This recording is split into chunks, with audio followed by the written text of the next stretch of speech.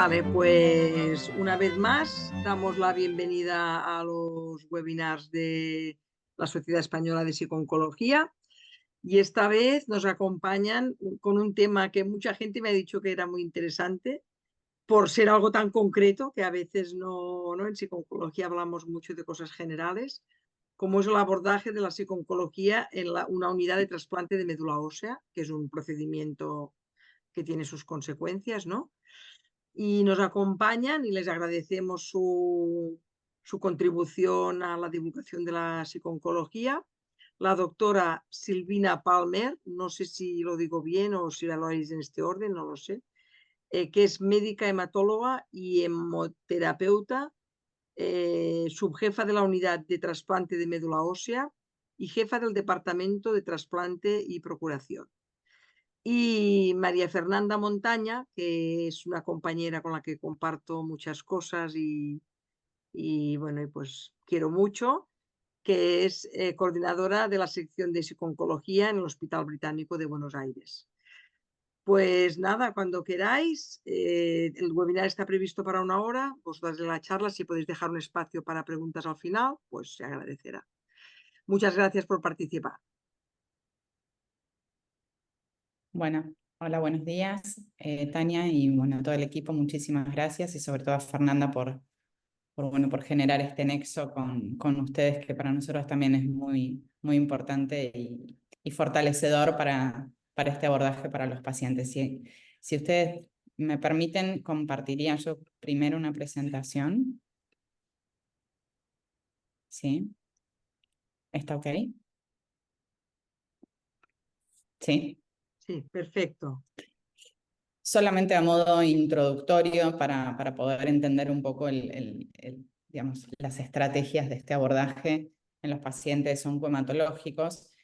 El primer concepto, que cuando uno habla de trasplante, interpreta que estamos hablando de trasplantes de órganos sólidos. Los hematólogos hacemos trasplantes, pero no somos cirujanos.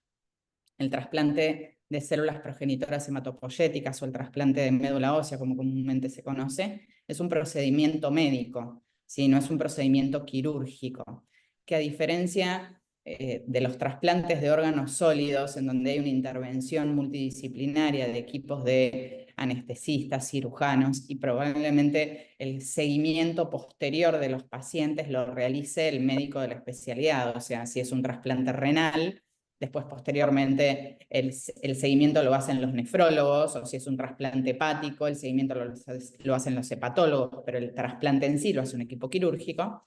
En el contexto del trasplante de médula ósea, el procedimiento y el seguimiento está dado por el mismo equipo, que es el equipo de hematología de una institución. Y este tipo de trasplante puede ser ya sea proveniente de células propias del paciente, que es lo que vamos a ver que se llama trasplante autólogo, o de células de un donante. Pero como condición sine qua non para que nosotros obtengamos células de un donante, siempre estamos hablando de donantes sanos, muchas veces de ellos familiares del paciente. O sea, no es que utilizamos órganos de cadáveres, como muchas veces sucede en los trasplantes sólidos. Entonces ya con esta información se dan cuenta que hay otros aspectos a considerar.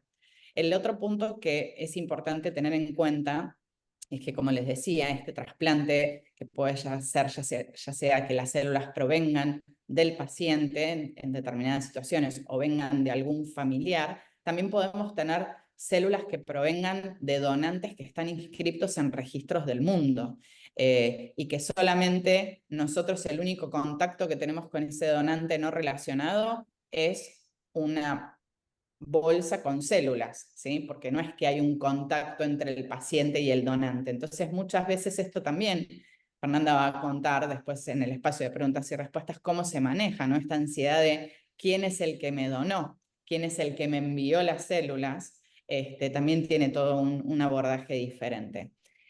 Por el otro lado, el trasplante no es un procedimiento de un solo día, no es un procedimiento de unas horas, ¿sí? Como sucede en un trasplante quirúrgico, donde hay una cirugía, comienza la cirugía, finaliza la cirugía. En el trasplante autólogo o en el trasplante alogénico hay pasos, o sea, el paciente está internado durante varios días, porque el objetivo es, con estrategias de quimioterapia o de radioterapia destruir la médula remanente del paciente. Recordemos que la médula ósea es donde se producen las células que después salen a circular por la sangre, los glóbulos rojos, los glóbulos blancos, las plaquetas, todo lo que es el sistema inmunológico del paciente. Entonces, eso hay que destruirlo y se destruye con diferentes estrategias, que pueden ser combinaciones de drogas de quimioterapia o combinados con irradiación. Y estos son, es un momento en donde el paciente ya ingresa en la unidad de trasplante y puede ser que reciba entre 1 o hasta 7 días de diferentes plataformas que se eligen en función del tipo de patología que tenga o el tipo de donante con el que se haga. Y posteriormente se hace la infusión de estas células. Y desde que se infunden las células hasta que el paciente puede ser dado de alta, nunca pasan menos de 2 a 3 semanas. Quiere decir que estamos hablando de un paciente que se interna en una unidad de aislamiento y está durante un mes, 20 días a un mes, y si no surge ninguna complicación, en una habitación de aislamiento, donde al día de hoy nosotros solamente habilitamos las visitas de los familiares en periodos cortos, no más de 2 horas, entre 3 y 4 veces por semana. Entonces es una situación bastante particular y esta quimioterapia que el paciente recibe es una quimioterapia que le genera daños, le genera mucositis, o sea, lesiones en la boca, le genera obviamente caída del cabello si lo tenía, porque ahora les voy a decir por qué trasplantamos a los pacientes, lesiones en piel, complicaciones. Entonces, también hay una pérdida de la imagen corporal, también hay un deterioro del estado clínico durante todo este mes, que obviamente se va sumando no solamente a la patología de base, sino a estos procedimientos. Hoy en día, la mayoría de los pacientes que reciben trasplante lo reciben por patologías como pueden ser los mielomas o diferentes tipos de linfomas. Y para los trasplantes, eso es para trasplantes autólogos. Y para trasplantes alogénicos nos referimos cuando estas células provienen de un donante, ¿sí? Pueden ser patologías tanto hematológicas como no hematológicas. Por ejemplo, aplasias medulares o enfermedades que son congénitas, que los pacientes nacen con alguna inmunodeficiencia o con algún síndrome asociado a alguna patología hematológica que no es maligna. No maligna me refiero a que no es una leucemia aguda, que no es un linfoma, que no es una leucemia linfoblástica. El concepto es que los pacientes al momento en que ingresan en la unidad de trasplante, todos son pacientes oncológicos previamente, o sea que ya tenemos un abordaje previo y son pacientes que vienen con una historia de enfermedad, ¿sí? Siendo tratados en forma intensiva. Un trasplante de médula no es una estrategia que uno usa en el momento del diagnóstico de una enfermedad, sino que un paciente llega a la indicación de un trasplante después de, primero porque tiene indicación, porque es una patología extremadamente grave que sabemos que no la vamos a poder curar solamente con un tratamiento médico. Entonces el paciente que llega a la instancia del trasplante ya es un paciente que tiene mucha historia de enfermedad, ¿sí? Y tiene mucho conocimiento, ¿sí? De lo que viene enfrentando, pero también con falta de conocimiento de lo que le va a surgir en este tiempo en la internación. Como les decía, la mayoría de los pacientes que se trasplantan con donantes vienen de patologías graves. Las leucemias agudas son patologías, neoplasias malignas de la médula ósea, que si uno no interviene tempranamente, el paciente fallece rápidamente por estas patologías. Así que bueno, esto es un poco a modo de introducción para que ustedes conozcan un poco de cómo es el abordaje en la población que nosotros vamos a presentar con Fernanda. Así que bueno, esto es todo. Fer, te dejo a vos. Bien, gracias Silvi. Voy a compartir la presentación. A ver. Un segundo que lo pongo a pantalla completa.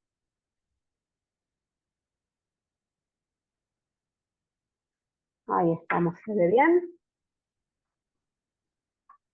¿Se ve y se escucha correcto? ¿Sí? Perfecto.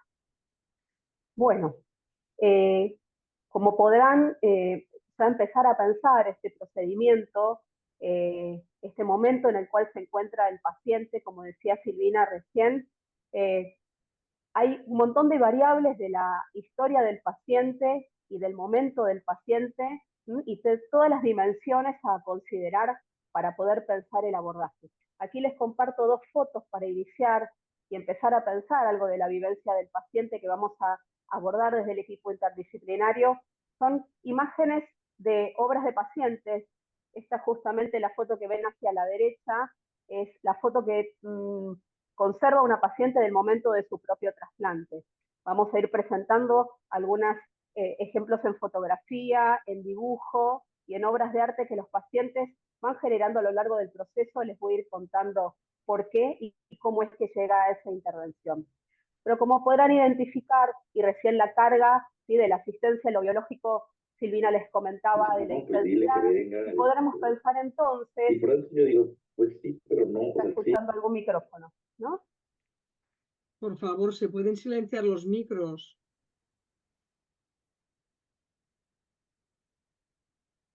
¿Qué sucede en la multidimensión y cómo como psicooncólogos y como equipo interdisciplinario abordamos el acompañamiento del proceso?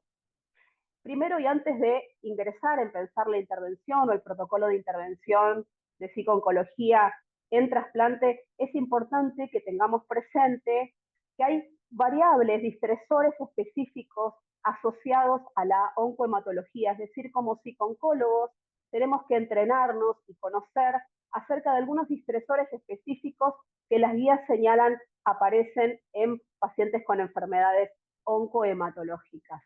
Por un lado, la cuestión del inicio súbito, hay pacientes que comentan ese momento del reciente diagnóstico, como me enteré de la noticia del diagnóstico y rápidamente tuve que ir mi familia tuvo que buscar un bolso con ropa en mi casa y tuve que quedar internado para comenzar el tratamiento. Este inicio súbito en el cual a veces la cronología va más rápido que la posibilidad del timing del procesamiento psíquico es una de las cuestiones que nosotros consideramos cuando el paciente está recientemente diagnosticado a una enfermedad oncomatológica. A veces las rápidas y prolongadas hospitalizaciones, ¿sí?, el tiempo de aislamiento respecto de su casa,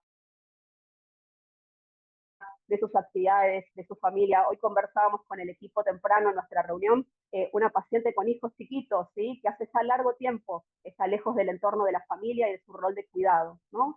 Digo, para que podamos ir pensando las particularidades de esa historia antes de llegar al paciente a ingresar a la unidad de trasplante, ¿no? Los distresores con los cuales carga antes del ingreso a la unidad de trasplante, por eso me interesaba compartirles también.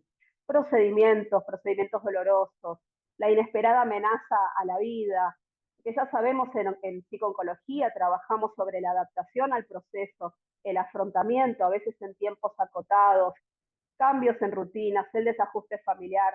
Ya conocemos todo esto quienes trabajamos en psicooncología, pero de inicio súbito y muy prontamente ocurre todo esto.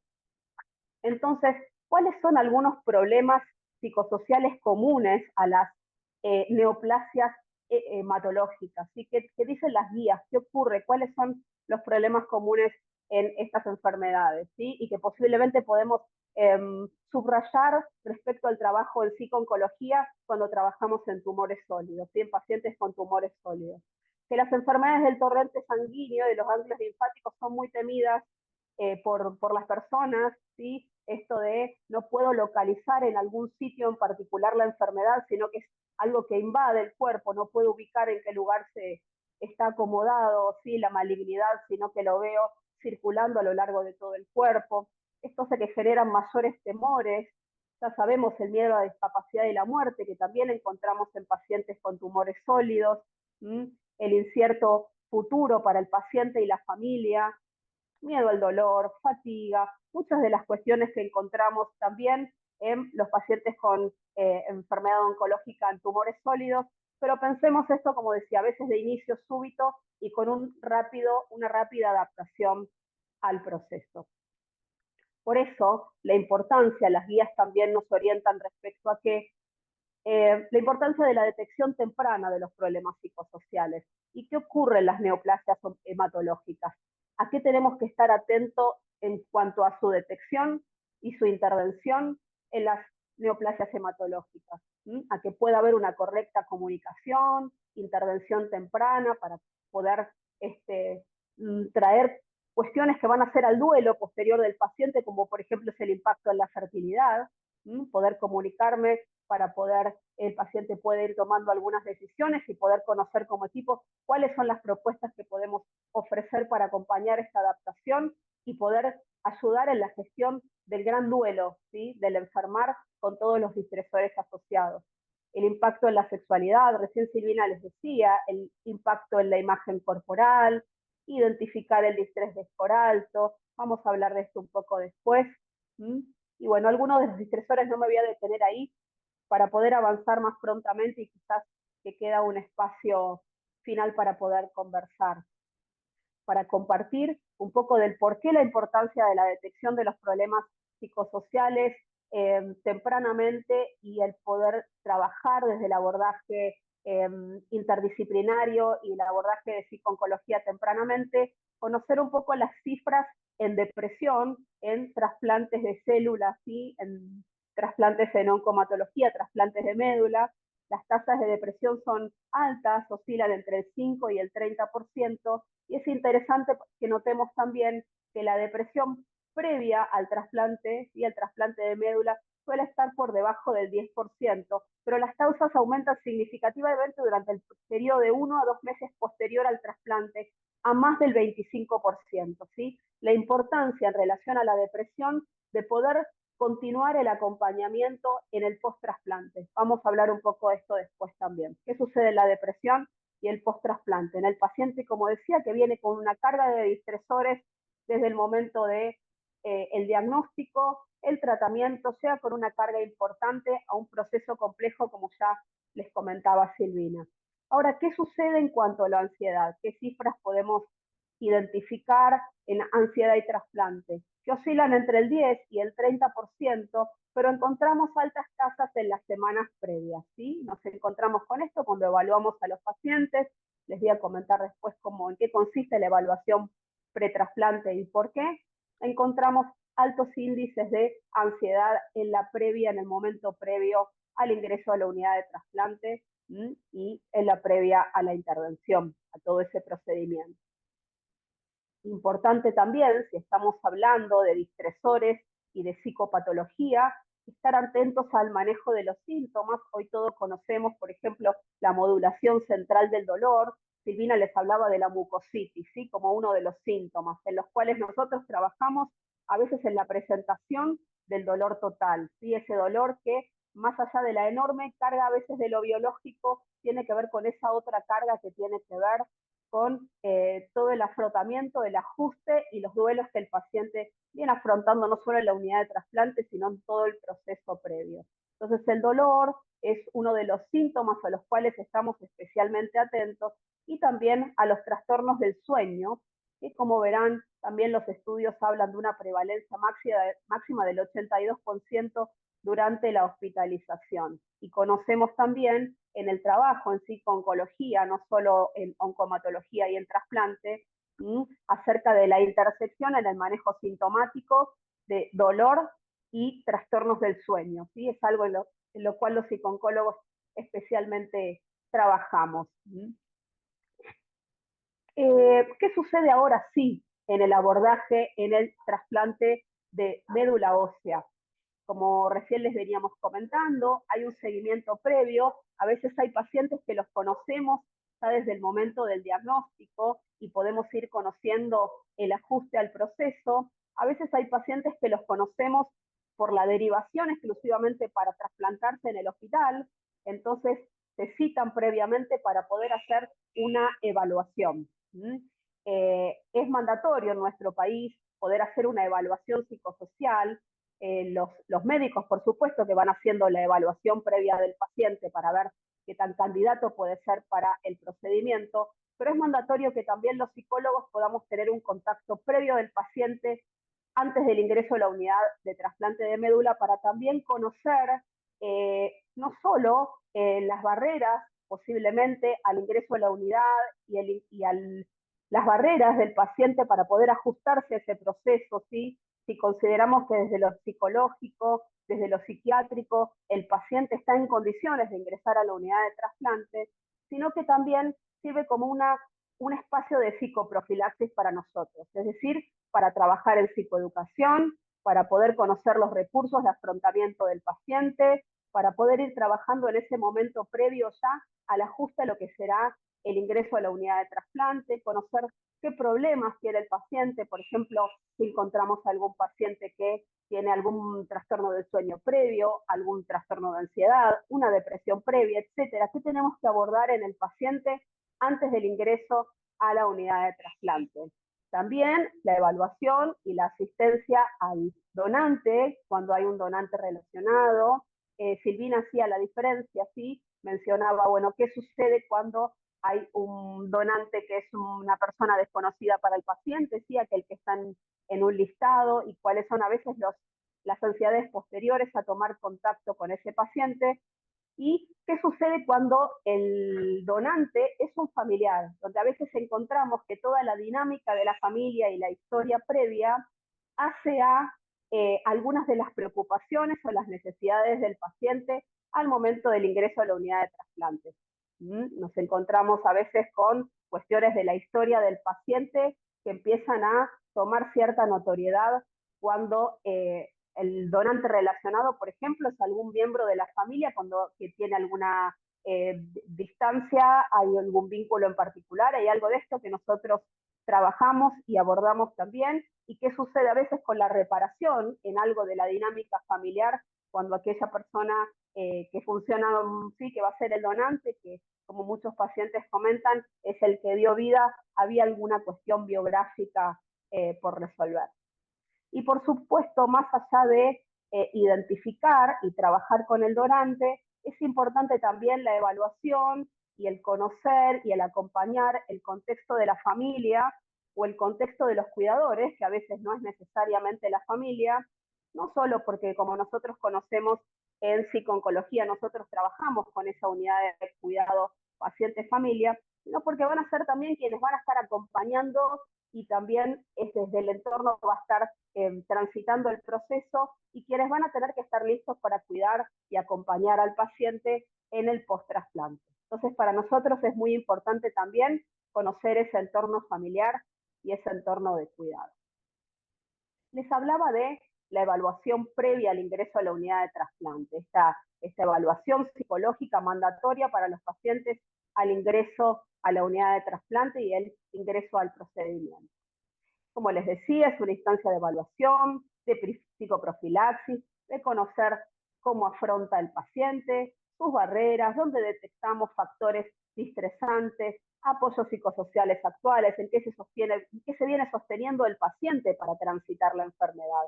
Preguntamos cuestiones como viene viviendo hospitalizaciones largas, cómo viene viviendo esas hospitalizaciones largas, cuáles son los recursos que viene utilizando para transitar las hospitalizaciones, los procedimientos, el alejamiento de su casa, etcétera. Vamos conociendo ese mapa de afrontamiento del paciente y también si hay alguna psicopatología previa para poder pensar cómo tenemos más recursos para acompañar a ese paciente y a la familia. Ahora, ¿cómo abordamos esta evaluación previa? ¿Qué nos dicen las guías respecto a qué tenemos que estar atentos? ¿Sí? Tenemos que estar atentos si hay alguna morbilidad psiquiátrica previa, ¿sí? Conocer también cómo viene gestionando la adherencia al tratamiento previo, ¿sí? Para poder considerarlo y trabajar con esto también. Considerar cómo viene afrontando y qué viene sucediendo con la imagen corporal alterada, con ese duelo en relación a la imagen corporal. Es decir, estos son algunos factores a los que tenemos que estar atentos también en la evaluación, en la entrevista previa, porque son factores de riesgo para el paciente, para la morbilidad y el sufrimiento psicológico en el proceso de trasplante.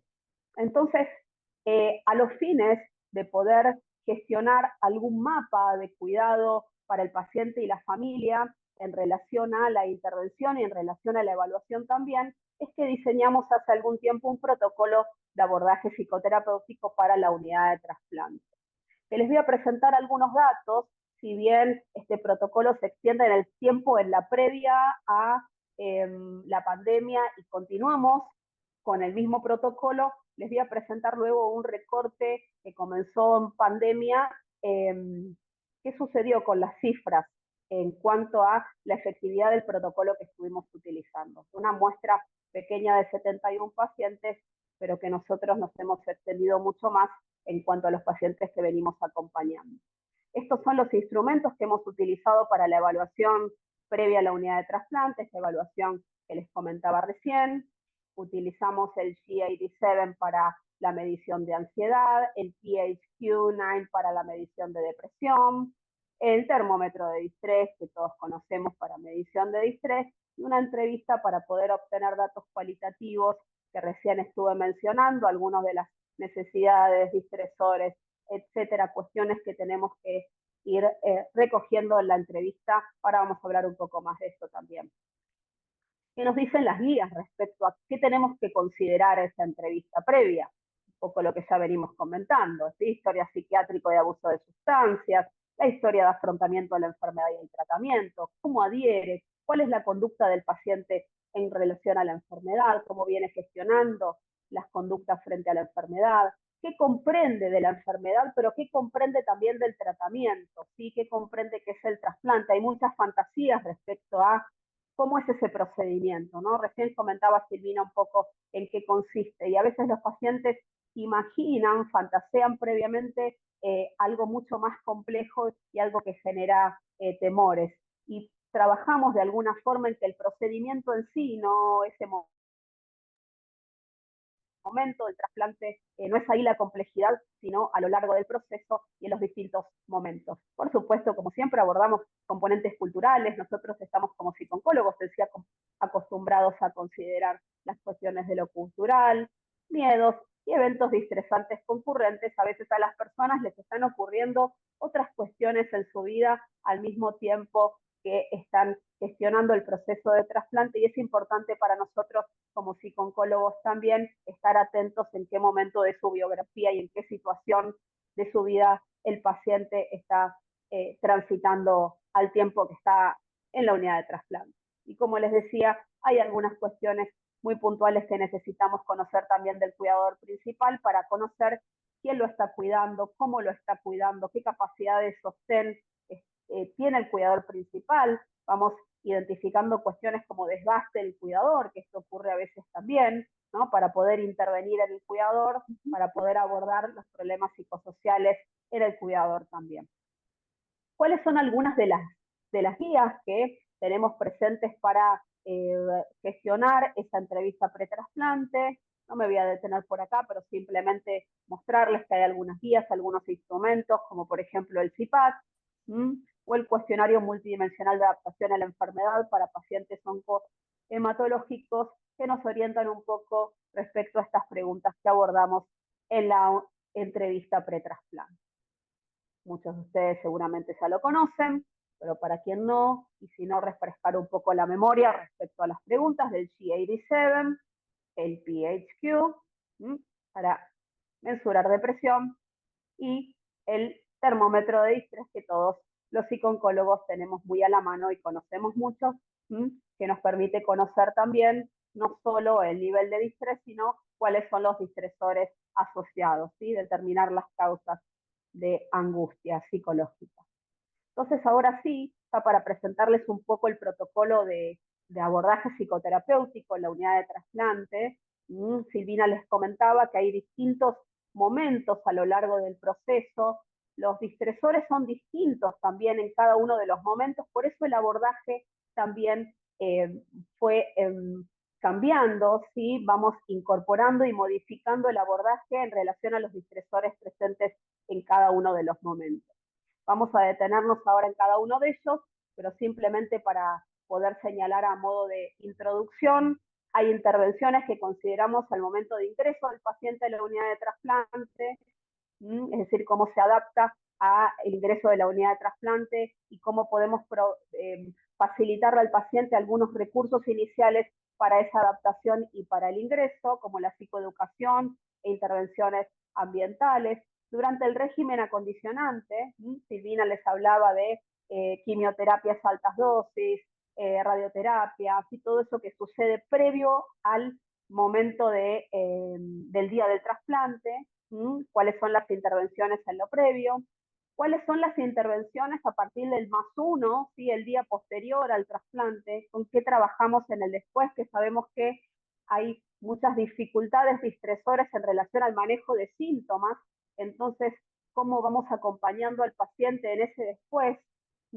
y teniendo en cuenta también que el momento del trasplante se empieza a gestionar algo en relación a qué sentido tiene algo del procedimiento y qué hacemos en el previo al alta, cuáles son las intervenciones previas al alta. Vamos a detenernos un poquito ahora en cada uno de los momentos.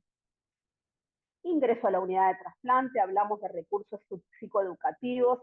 Aquí para compartirles solamente algo de aquello que hemos diseñado para entregarle a los pacientes al momento del ingreso, a veces cuando las entrevistas previas permiten que podamos ofrecerles al paciente los recursos psicoeducativos, lo hacemos en la evaluación previa, siempre considerando, digamos, no llenar de información al paciente, sino en el caso a caso, en el persona a persona, como cuál es el momento en el que podemos compartirle los recursos psicoeducativos, como por ejemplo esto es el manejo del estrés, manejo del descanso, tener este cuaderno que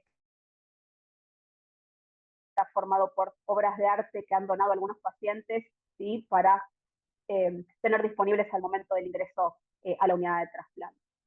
Las intervenciones en el régimen acondicionante, ese momento en el que Silvina recién les comentaba, hay dosis altas de quimioterapia, radiación, el paciente se está preparando para el momento o el día del trasplante de médula. Entonces, por supuesto, vamos haciendo una evaluación respecto a la dinámica que va sucediendo con el distrés. Utilizamos mucho ahí el termómetro de distrés para conocer qué va sucediendo. Por supuesto, la entrevista para ir viendo cuáles son los distresores, los factores de alivio, de incremento, cuáles son los recursos de afrontamiento que al paciente le están resultando de utilidad. Y empezamos a compartir aquí algunas prácticas de regulación emocional, trabajo con mindfulness, intervenciones de autorregistro de distresores y factores de alivio. Trabajamos con atención a la respiración, visualizaciones y relajación. En este contexto del trabajo con las visualizaciones, que a veces incluimos también estas gafas que ven en la foto de realidad virtual. El día del trasplante, quizás pudieron leer por así que hay un momento en el cual trabajamos con la simbolización, con la metaforización, con el sentido para el paciente respecto a qué significa para él trasplantarse. Es el momento en el cual a veces ofrecemos, ¿sí? O a veces el paciente toma algunos recursos de arte. ¿Sí? Hay pacientes que eligen que no quieren pintar, que no quieren dibujar, por supuesto que no forzamos la intervención, pero tenemos materiales disponibles para poder ofrecerle al paciente si ese día le interesa, casi a modo de ese legado o ese testimonio respecto a cómo fue el día del trasplante y qué significa para él el trabajarlo desde el arte. Entonces, aquí encontrarán, esta paciente está pintando esta obra, ella nos habló ese día de la transformación, del sanar, y aquí otra paciente que lo graficó de esta manera.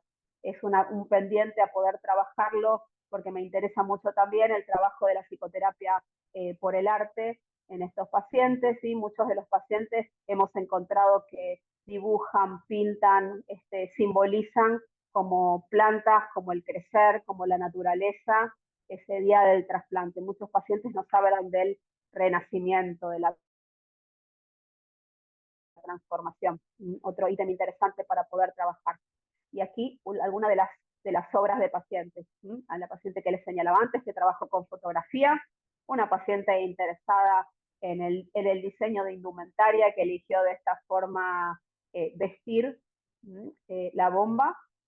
Y aquí otra paciente que estaba dibujando y contando algo acerca de la vivencia amenazante de las funciones. Y que fue haciendo un desarrollo muy interesante, una secuencia interesante en relación a los distintos momentos a lo largo del proceso del trasplante.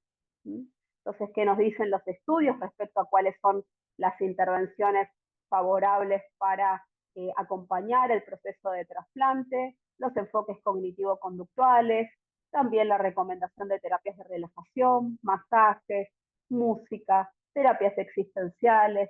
A menudo se requiere también medicación, por eso muchas veces precisamos también la intervención, la interconsulta con psiquiatría para la evaluación de la posibilidad de incluir algún psicofármaco y psicoterapias combinadas. Siempre que sea posible, también con cuidadores y familias durante el proceso, el momento de la visita, nos vamos conectando a veces por teléfono, como les decía, vamos acompañando cómo la familia está afrontando y está gestionando este proceso. Aquí otra paciente que eligió hacerlo con barbijos fue escribiendo a lo largo de cada uno de estos cómo vivenciaba el proceso del trasplante en el durante y qué deseaba para ese después.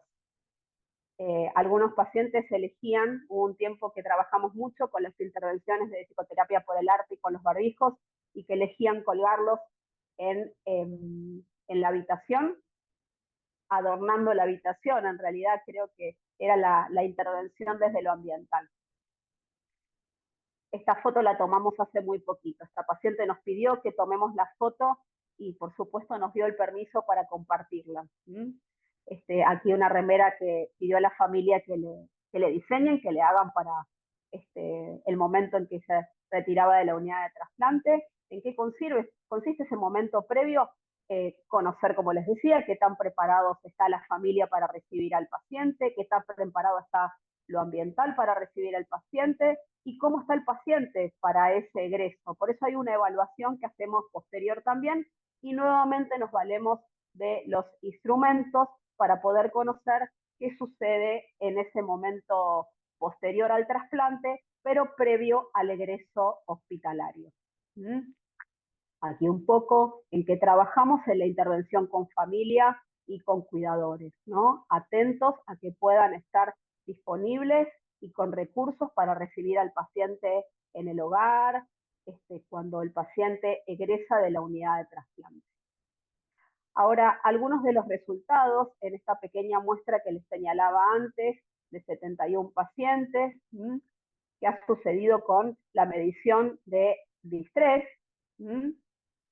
Como verán, ¿sí?, cómo descienden los scores medios y altos. ¿Qué sucedió con la ansiedad? De la misma forma que descienden los scores medios y altos. ¿Y qué sucedió en esta muestra con la depresión? Que como verán, ¿sí?, incrementó el medio y se sostuvo el alto en 0. Aquí algunas de las conclusiones de este estudio, con este pequeño recorte. Esperamos en lo próximo poder ampliar los números de la muestra que ya se ha ampliado. Como recién les decía, el distrés y la ansiedad, los scores medios y altos disminuyeron, y la depresión incrementó los scores medios sin incrementar los scores altos, que recordarán continuaban en 0. Identificamos entonces este protocolo de intervención como que ha logrado sostener la regulación emocional, favorecer el afrontamiento en el proceso de trasplante y la adaptación al proceso. Es importante que sepan que este protocolo es parte de nuestra práctica diaria en la unidad de trasplante, junto con un equipo multi e interdisciplinario. Vamos conversando diariamente en el pase por las mañanas y luego hacia el mediodía acerca de las vivencias de los pacientes y las familias, para poder pensar como equipo los múltiples distresores, pero también los recursos para poder acompañar oportunamente.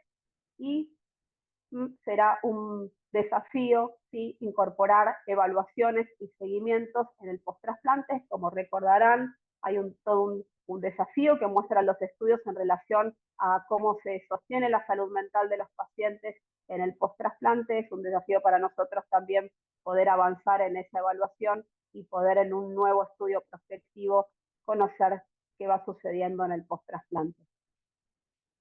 Aquí también otra fotografía que compartió hace ya varios años un paciente previo al egreso de la unidad de trasplante, que eligió a partir de esta foto hacer campaña acerca de la importancia de donar médula.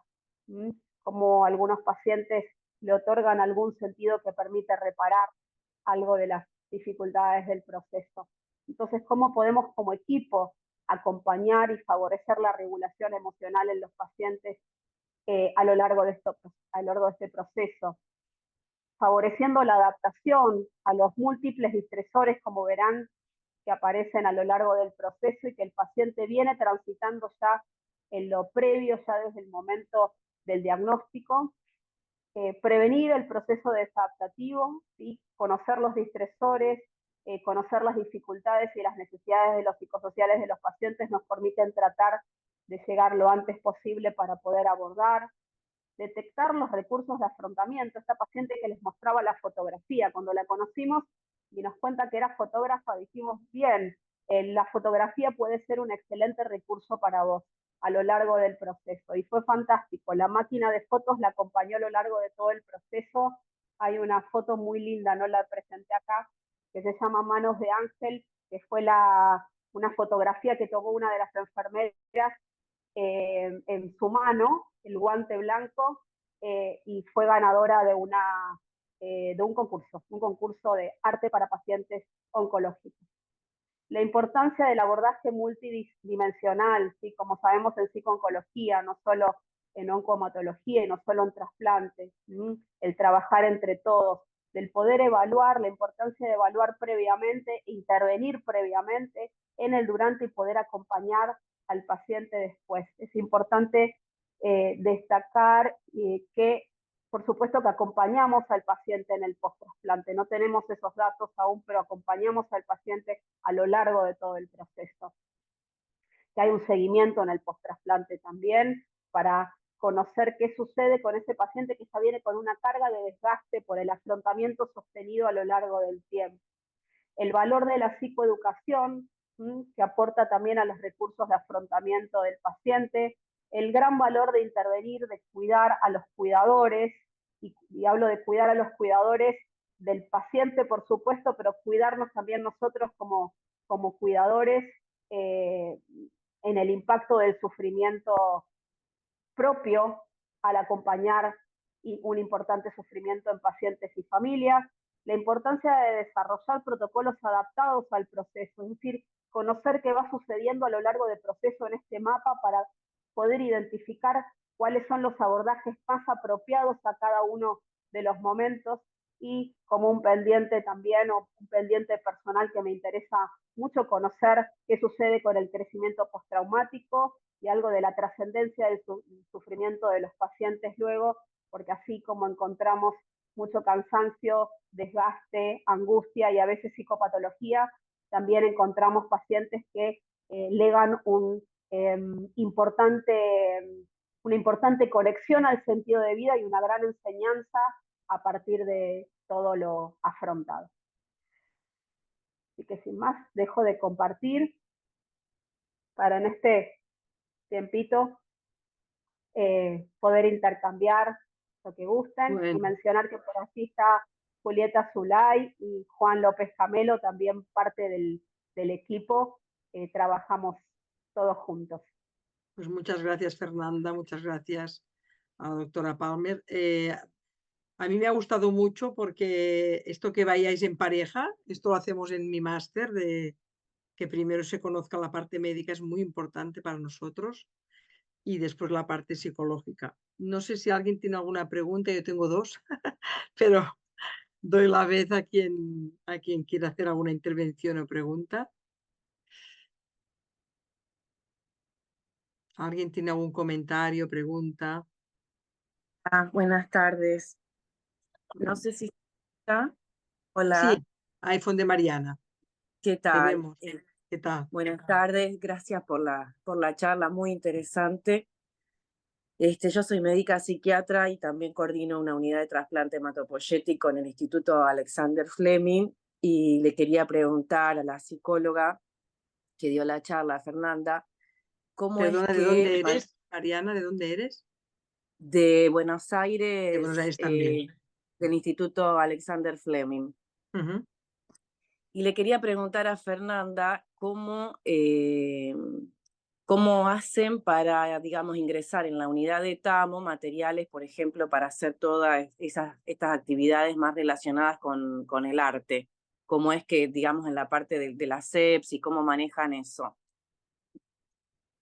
Sí, primero comentar que, bueno, en este trabajo en equipo tenemos mucho diálogo con infectología. Entonces, siempre el ingreso en la unidad de trasplante o en cualquier habitación, tenemos nosotros como costumbre conversar con los infectólogos y con enfermería para decir, vamos a ingresar este material, está permitido o no, porque, por ejemplo, para dar algún ejemplo muy preciso, en algún momento nos dijeron, bueno, acrílicos pueden ingresar, ahora te comento cómo es que limpiamos los envases, pero nos dijeron tizas no pueden ingresar, crayones no pueden ingresar, y nos fueron comentando cuáles son los sí y cuáles son los no. Entonces tenemos como ese listado de cuáles son los materiales que ya conocemos por infectología que están aptos para el ingreso a la unidad de trasplante. Y nos enseñaron también cuál es el procedimiento previo para poder esterilizarlos, para poder limpiarlos previo. Entonces utilizamos el sulfanio, ¿sí? Ya nos enseñaron cómo limpiarlos también. Colocamos, sí, unas toallitas, le tiramos previamente, lo limpiamos, nos enseñaron también cómo hacerlo, cómo hacer con los materiales de arte, cómo limpiar también, es bien importante y tenemos mucho cuidado, esas gafas que mostraba de realidad virtual, hay que tener Sí. mucho cuidado de poder limpiarlas, los auriculares, si el paciente va a utilizar las gafas, si los va a colocar, estamos muy atentos a poder preguntar a infectología y hay algunas cuestiones que ya nos aplicaron y ya conocemos cómo ingresarlo. No sé, Silvi, si querés agregar algo más. No, o sea, sobre lo que dice Fernanda, también mencionar que muchas veces los pacientes ya de por sí consultan si elementos propios, ¿sí?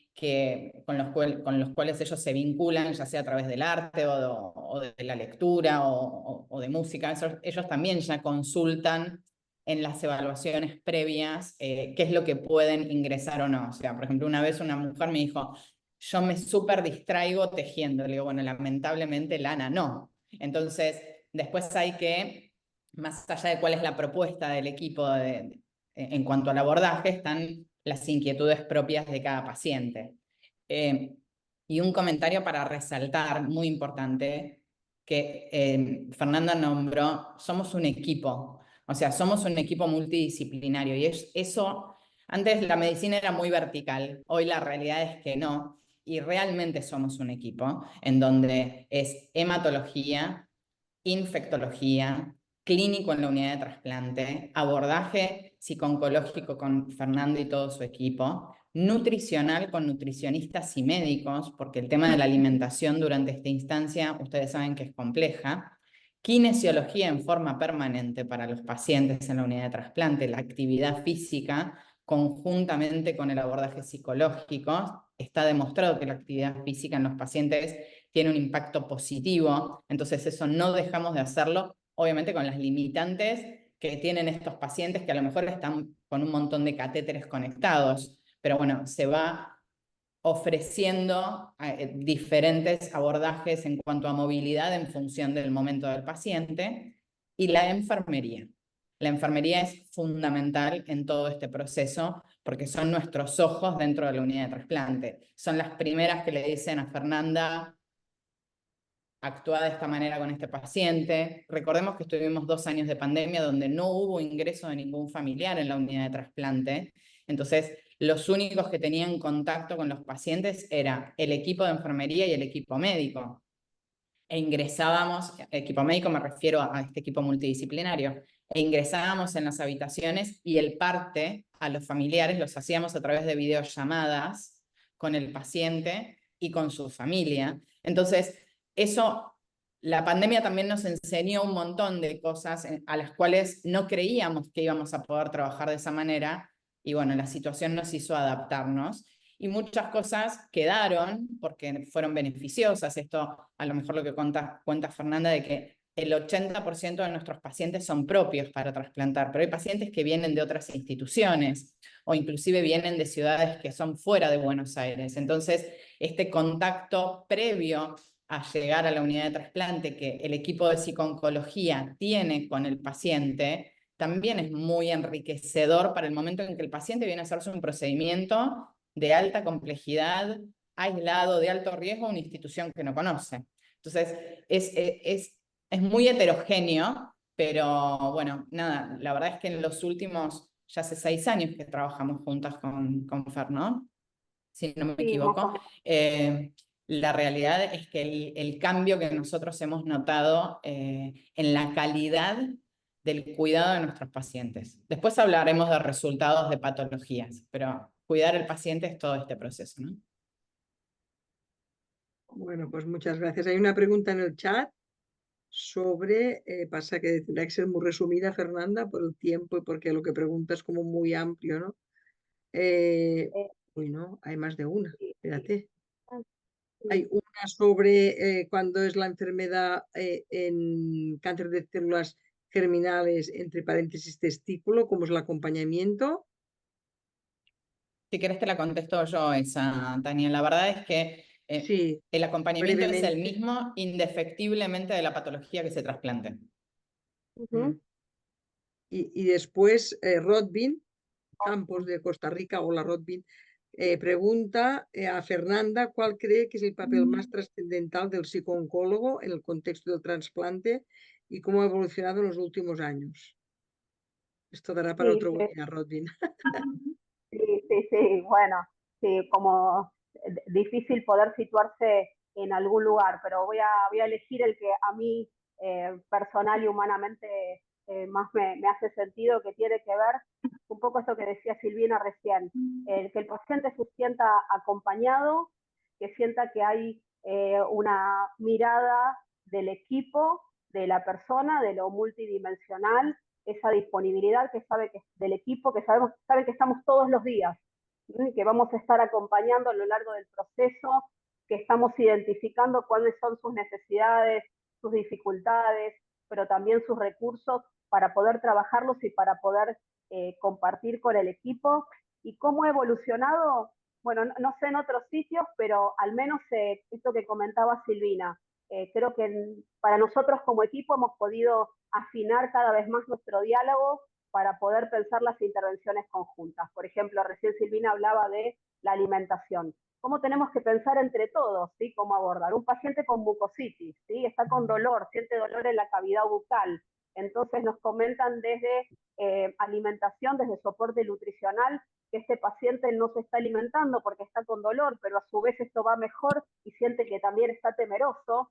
Entonces, ¿cómo trabajamos desde los hematólogos, soporte nutricional, psicooncología, enfermería, ¿no? Me parece que esta comprensión de que la intervención en la persona es un trabajo de todos y poder conversar como equipo para poder abordarlo, creo que es a mi gusto el papel más trascendental del psicooncólogo, ¿sí? Que pudimos explicar que la intervención humana no es privativa de la salud mental o privativa nuestra, sino del equipo, y que conversar entre todos acerca de las necesidades psicosociales y abordarlas hace una gran diferencia. Bueno, pues muchas gracias. La doctora Palmer quiere añadir algo. Una sola cosita que me gustaría añadir al trabajo de Fernanda, que lo interesante no es abordar solamente a los pacientes en el contexto de trasplante, sino la posibilidad de actuar tempranamente al momento del diagnóstico de sus enfermedades. Entonces, el paciente, seguramente Fer, vos quieras completarlo, llega con una estructura y unos recursos diferentes al paciente que solamente es abordado en el momento de su internación para trasplante, ¿no, Fer? Sí, cuando tenemos la oportunidad de acompañar todo este proceso, que muchas veces dicen, acaban de llegar un paciente recientemente diagnosticado y muy tempranamente nos avisan para poder conocer al paciente, conocer su familia y empezar a trabajar. Entonces ingresa a la unidad de trasplantes, se sienten con la tranquilidad de que hay todo un equipo que lo viene acompañando en forma conjunta a lo largo del proceso, la tranquilidad bueno, de conocernos y de conocer la calidad con la que lo acompañamos. La verdad que estamos en un equipo que hay realmente un interés genuino y humanizado por el acompañamiento de la persona. Vale, pues tenemos que ir acabando, pero quería hacer yo dos consideraciones. Una, has dicho una cosa muy importante. Yo no tengo tanta experiencia con paciente oncohematológico, veo clínicamente, pero no es el grueso de mi consulta. Y es una cosa que has dicho muy interesante, el hecho de que la imagen, ¿no? El imaginario del tumor o de esa malignidad que está por todo el cuerpo, que eso, claro, esto es una diferencia muy importante a nivel psicológico, ¿no?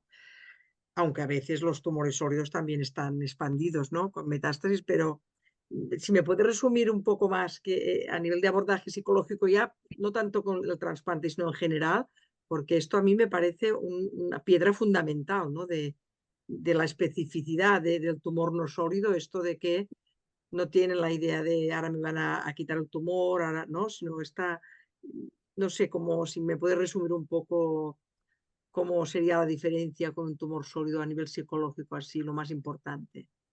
Sí, esto que mencionaba hoy también, ¿no? No está localizado en un lugar, Uy. sino, diría Tania, quizás la vivencia de amenaza, ¿no? Algo Mm. expresado como la vivencia de amenaza de aquello que no está localizado en un sitio, sino que está distribuido a lo largo de todo el cuerpo y no puede ubicar dónde está, ¿no? Esto del torrente sanguíneo, ¿no? Hay algo que circula a través del torrente sanguíneo y no puede ubicar dónde está.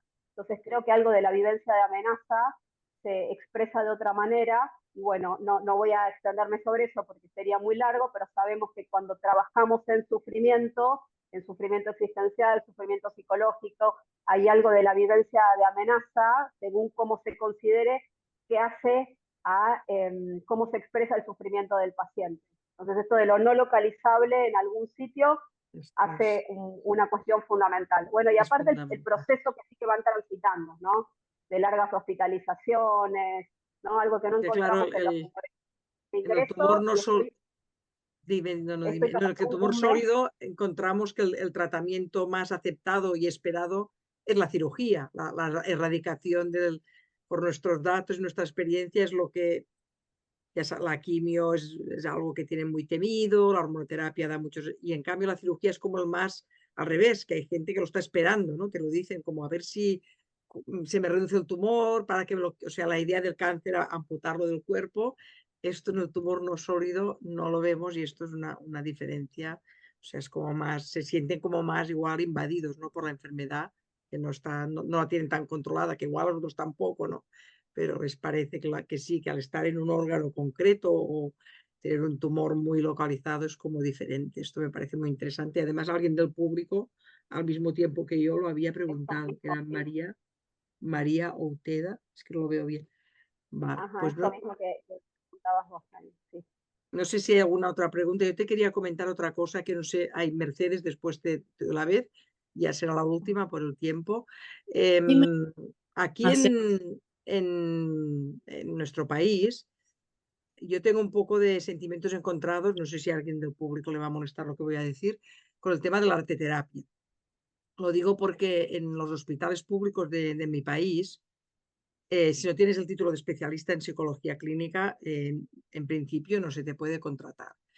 Y en cambio están viniendo de diferentes organizaciones personas que están con la, voy a decir una palabra que no quiero ofender a nadie, con la excusa de que es arteterapia, pues están viniendo fotógrafos, licenciados en Bellas Artes, a hacer grupos, ¿no? De arteterapia. Y claro, todo esto, yo no sé en tu país, los requerimientos, ¿no? A mí esto de arteterapia primero es como algo que tengo como una barrera por este motivo, ¿no? Porque con la excusa de hacemos arte, está haciendo en realidad grupos que los propios psicólogos que no tienen según qué título no pueden hacer, y me parece una, no sé, como una contra, no sé si en vosotros tenéis algún requerimiento para que quien aplique arteterapia, que no es solo dibujar, sino que tiene todas las connotaciones, como muy bien has explicado, en tu experiencia, ¿qué o qué requisitos se piden en tu país, ¿no? Para aplicar la arteterapia, porque aquí hay un poco de vía libre y esto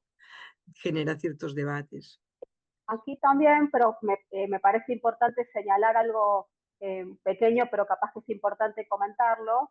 Ayer conversábamos con Juan López Camelo justamente acerca de esto, que lo que nosotros hacemos, ¿sí? Nuestra intervención, como no somos arteterapeutas, pero yo sí he hecho alguna formación en intervención en el arte, hay una diferencia entre lo que es arteterapia y algo que se llama psicoterapia por el arte, que es la intervención del psicoterapeuta con el material artístico. Entonces, la intervención que nosotros hacemos y para la que me he formado es para psicoterapia por el arte, no arteterapia, que eso es terreno de los arteterapeutas, y sí, como parece que ocurre allá, a veces se hace muy libremente y hay que tener mucho cuidado, ¿no? En Claro, porque no están meterse con en terrenos personas, para los cuales uno claro. no se forma. Pero bueno, lo nuestro es psicoterapia por el arte, que no es arteterapia, que no es lo que por lo menos yo. Entonces, él tiene que ser un profesional de la salud mental, entiendo.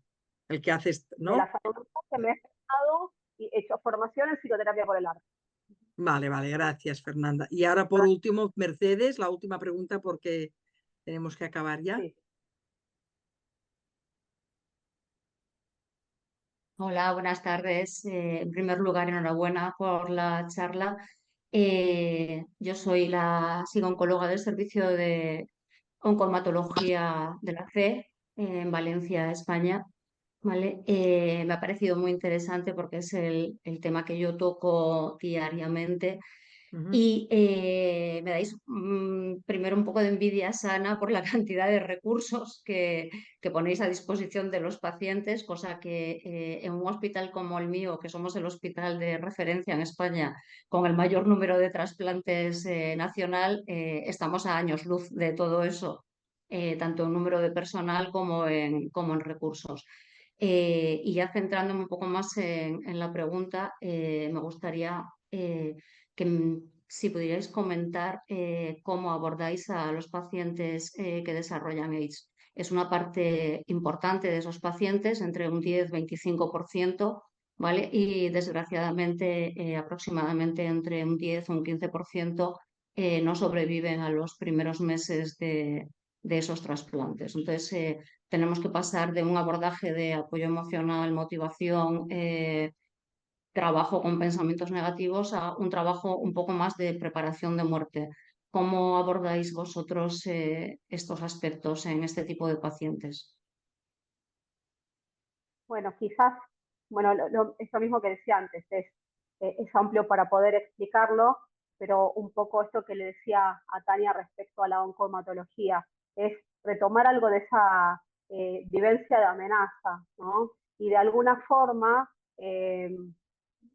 otra cuestión, ¿no? No solo en pacientes que desarrollan AIDS, sino en oncomatología y en oncología. Nosotros como psicooncólogos sabemos que a veces el temor a la muerte es algo que se presenta a lo largo del proceso y que nosotros venimos trabajando ya con los pacientes.